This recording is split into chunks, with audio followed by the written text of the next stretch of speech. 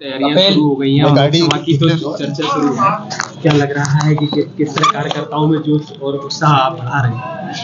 देखिए, बहुत दिन के बाद इस कार्यालय पे मुझे आज मीटिंग में आना पड़ा और आ गए तैयारी के लिए। और इटावा जनपद का संगठन भी हो गया है हमारा पूरी तरह से खड़ा और जिम्मेदारियां भी मिल चुकी हैं। और अब ये सभी हमारे जितने भी पदाधिकारी हैं उनको सेक्टर की जिम्मेदारी, बूथ की जिम्मेदारी, जोन की अभी समीक्षा भी हो जाएगी और जो बचे हुए उनको जिम्मेदारी भी दे दी जाएगी।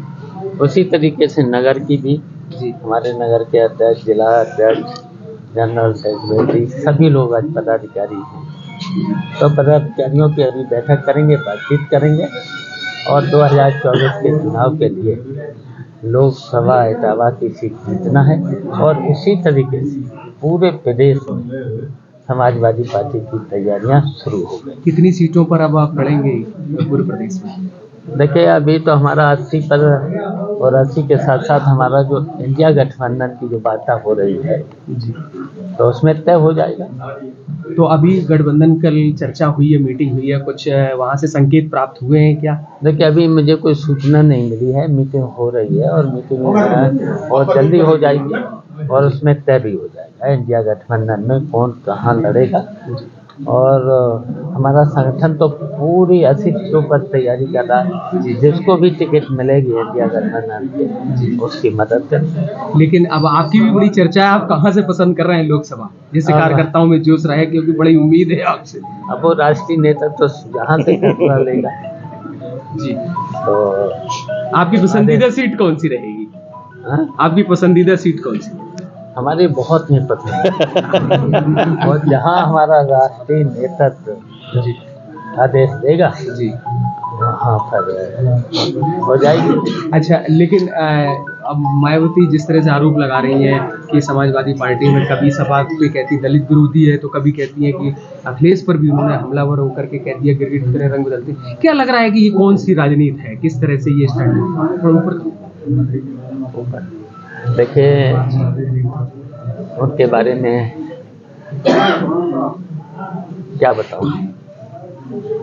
देखिए, जब समाजवादी पार्टी के गठबंधन में आई तब 0 से 10 पे पहुंच गए जी, और जब हटे तो 1 पे आ गई विधानसभा के चुनाव में। देखिए, समाजवादी पार्टी ने तो पूरी तरह से मदद की थी और कभी हम लोगों ने कमेंट भी नहीं किया उन पर। अब उनकी तो ये आदत है कब क्या बोल, उसी की वजह से तो एक सीट पर। अब आप जैसे उनकी एक चर्चा आ रही है कि वो भी गठबंधन जो है असदुद्दीन ओवैसी की पार्टी की AMIM से करना चाहती हैं, तो क्या लग रहा है कहीं कोई दूसरी राजनीति है या किसी के दबाव में ऐसी बातें हैं? देखिए, वो उनके बारे में तो पता ही है कि उनकी, मैं तो कई बार बोल भी चुका हूँ कि भाई भारतीय जनता पार्टी के से दूरियां कर लें, तो वो तो कर नहीं पाता। और देखिए, उनके बारे में तो दलित की बेटी अब नहीं रही, दौलत की बेटी है। और देखिए, अपने जितने भी उनके पार्टी में लोग थे, अपनी पार्टी के लोग, उनसे केवल वसूली की है। वसूली कर करके तो इस एक पे आ गए। तो अब तो दौलत की बेटे हैं तो उनको कोई परवाह नहीं है दलितों की, उनकी कोई, तभी तो उनका 22 तारीख को प्राण प्रतिष्ठा है, बड़ी जोर शोर से अयोध्या में बड़ा जलसा मनाया जा रहा है और तमाम तरह की चर्चाएं भी हैं कि विपक्षी जो है वो पसंद नहीं करते हैं, कभी ब्रजेश पाठक आरोप लगाते हैं तो कभी इस तरह से। और देखिए, वो भारतीय जनता पार्टी का राजनीतिक 22 तारीख को कार्यक्रम है, तो वो देखिए, राजनीतिक कार्यक्रम में तो विपक्ष के लोगों को जाना नहीं है। उसके 22 के बाद सर चारों संख्या 22 के बाद हम जाएंगे जी मैं परिवार के साथ जाएंगे, दर्शन करेंगे। अच्छा, हम लोग तो भगवान राम को मानते हैं, कृष्ण को मानते हैं, और जितने भी भगवान हैं सबको मानते हैं। जी। लेकिन ब्रजेश पाठक कह रहे हैं कि जो राम के नहीं हुए वो कृष्ण के नहीं हुए, तो फिर वो कैसे यदुवंशी हो सकते हैं? इसमें हमें सफाई थोड़ी देनी है। हम लोगों से कौन ज़्यादा भगवान को मानता है? हम लोगों से ज़्यादा कौन मानता है?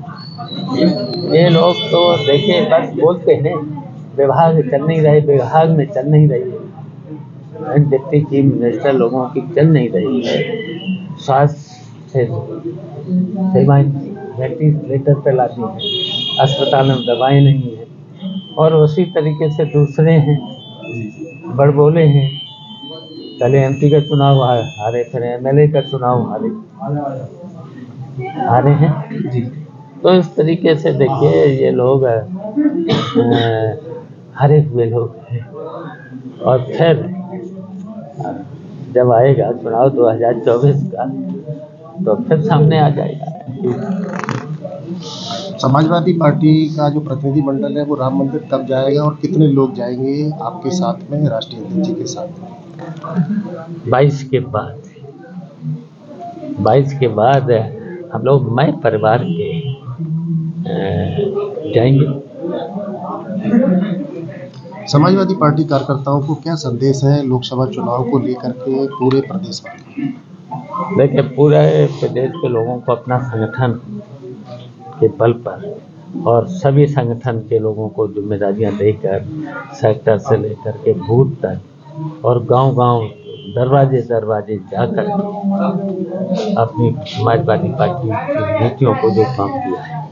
अब भारतीय जनता पार्टी के लोगों ने 10 साल में होने जा रहे हैं, कहीं पर भी काम बता दो, इटावा में कहीं काम बता दो, महंगाई कहाँ जा रही है, बेरोजगारी कहाँ जा रही है, भ्रष्टाचार चरम सीमा पर है, कहीं पर काम और कहीं विकास का काम नहीं। उत्तर प्रदेश की सड़कों का तो देख ही दिया है कि 5 साल में केवल गड्ढा मुक्ति और गड्ढा मुक्ति में 40,000 करोड़ रुपया लग चुका है, और गड्ढा अभी तक नहीं बना है। कितना बड़ा घोटाला है गड्ढा मुक्ति में। इतने में तो पूरे उत्तर प्रदेश के एक लेपन हो जाता है। वो गड्ढा भरने की कोई ज़रूरत नहीं थी। अगर 40,000 करोड़ रुपए में तो पूरे उत्तर प्रदेश की सड़कों पर एक कोर्ट हो जाता। तो इस तरीके से इनका केवल भ्रष्टाचार, बिजली कितनी महंगी और छापे अलग, वसूली अलग। ये उत्तर प्रदेश, ये सरकार से ज़्यादा भ्रष्ट सरकार शायद मैंने तो अभी तक नहीं देखी। कहीं भी कार्यालय में जाओ, बिना पैसे रिश्वत के, पुलिस में, तहसील में, थाने में, सवेरे से शाम तक केवल उगाही हो रही है। सत्ता पक्ष आरोप लगा रहा है राम मंदिर में कि कार सेवकों पे गोली समाजवादियों ने चलवाई थी, तब उनकी सरकार थी, तो अब ये इस तरह से आप राम की बात भी करने लगे हैं, मंदिर की बात भी। इस आरोप को कैसे आप देखिए, संविधान की रक्षा की गई थी, कोर्ट के आदेश का पालन हुआ था, कोर्ट के आदेश का पालन हुआ। ये तो झूठ बोलते हैं, भारतीय जनता पार्टी के केवल झूठ बोलते हैं। बताइए, कोर्ट का आदेश का पालन हुआ, संविधान की रक्षा हुई। जबरदस्ती वहाँ पर जब कोर्ट का स्टे था, यथास्थिति बनाए रखनी थी, तो बताओ वहाँ पर जो विवादित ढांचा था, जो बाबरी मस्जिद थी, तो बताओ उस पर जब इन लोगों ने तोड़ा था, तो वहाँ के प्रशासनिक की जिम्मेदारी थी इस कोर्ट के अनुसार यथास्थिति बनाए रखनी थी। तो किसने उस पर तो संविधान के उल्लंघन किया था? किसने कोर्ट के आदेश का उल्लंघन किया था? उनके खिलाफ तो कार्रवाई होना चाहिए था। कार्रवाई नहीं करते हैं। ऐसे ये देखिए, कार्रवाई नहीं करते हैं। और यहाँ बताइए, पूरी की संस्थाएं, जितनी मुनाफे की संस्थाएं थीं, सब पर कब्जा है। किन्हें? पूंजीपतियों, कुछ ही पूंजीपतियों को।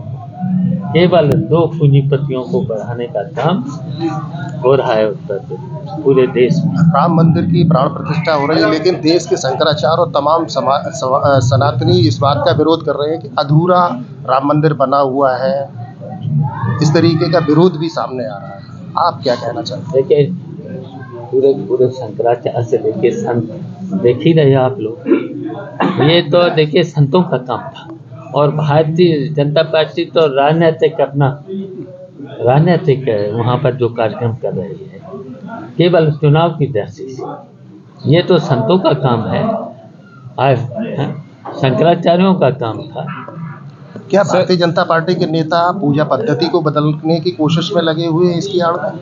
ये देखिए संविधान को मानते नहीं, लोकतंत्र को मानते नहीं, सभी संस्थाओं पर कब्जा करते, ईडी सीबीआई डरा के धमका के सबको खत्म करना चाहते। सर, मंदिर की प्राण प्रतिष्ठा होती है, ये लोग उद्घाटन कर रहे हैं, कैसे देखते हो? सनातन धर्म मानने के बावजूद प्राण प्रतिष्ठा होती है, उद्घाटन कर रहे हैं। ये राजनीति कर रहे हैं, राजनीतिक का कार्यक्रम है भारतीय जनता पार्टी देश के इतिहास में पहली ये तो बार। राजनीतिक है। क्या लग रहा है कि लोकसभा चुनाव से पहले ईडी सीबीआई का और बड़ा दुरुपयोग शुरू होने की? तो दुरुपयोग तो हो ही रहा है, लगातार दुरुपयोग हो रहा है। केजरीवाल के पास चौथा नोटिस पहुंचा, सम्मन ईडी का, लेकिन फिर भी केस नहीं हो रहे हैं। ऐसा भी सत्ता प्रचारों लगा रहे हैं कि ये जानबूझ के नहीं कर रहे हैं ऐसा। तो उन्होंने कहा तो है कि हम और हमारे माँ और पत्नी और उनके सबके साथ जाएंगे, माँ के पिता के साथ जाएंगे। ठीक अब वो है।